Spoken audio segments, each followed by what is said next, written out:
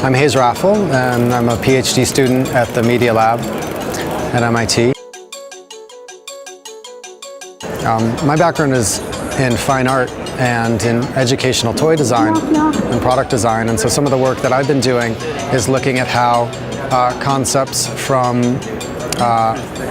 sort of learning and technology-based learning could be introduced to kids through more traditional toys, things like playing with blocks or doing drawings on paper. My thesis work is this construction toy called Topobo, which is something like Lego, but based on things that grow. And it can record and play back movements, so you can do something like build a little moose and twist it around in your hands and teach it to dance or walk. So the notion is the same way that kids learn how buildings stand by stacking up blocks. They can start to learn how animals walk by playing with this toy. And it's this set of building blocks like these that, you know, come apart and kids can snap together in different ways and turn into different kinds of creations. And it's based on things that grow, things like crystals or skeletons. Now this is a moose that two 8th grade girls designed in their science class, and the way you program it is you push a button on the moose, and when the buttons turn red, it starts recording the way that you move the moose's body around. This is Jabberstamp, and this is the first tool where you can record sound into your drawings made on paper, and so this is a rubber stamp with a microphone, and it'll record when I push it to the page. This is a heart.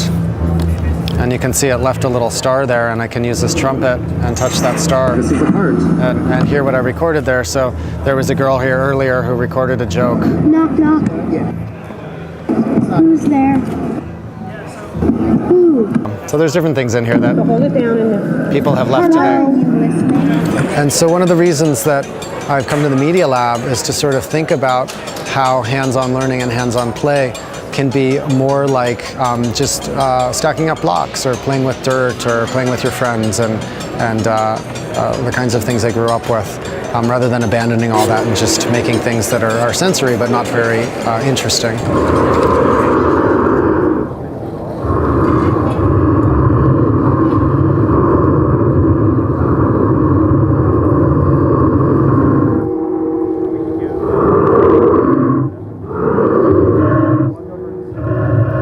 It was a hard transition because it's true that it's one of the best places to be kind of a creative person doing technical projects, but there's still a real expectation at MIT culturally that you're a really good technician and have a good technical sensibility. And I didn't have any engineering training. I sort of shied away from it as an undergrad.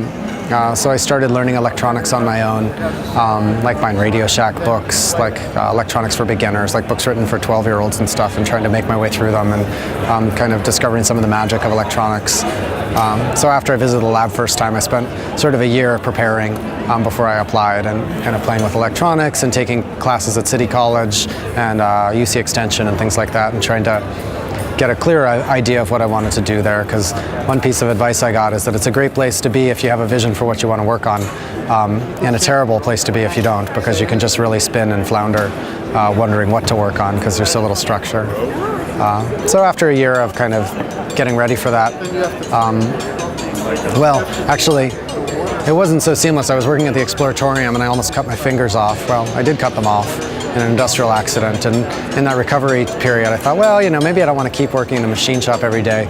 Maybe it's time for sort of a career change and learn how to do some things that don't require getting my hands close to a 30,000 RPM cutting blade and stuff like that. So that had a big influence on my decision to go there.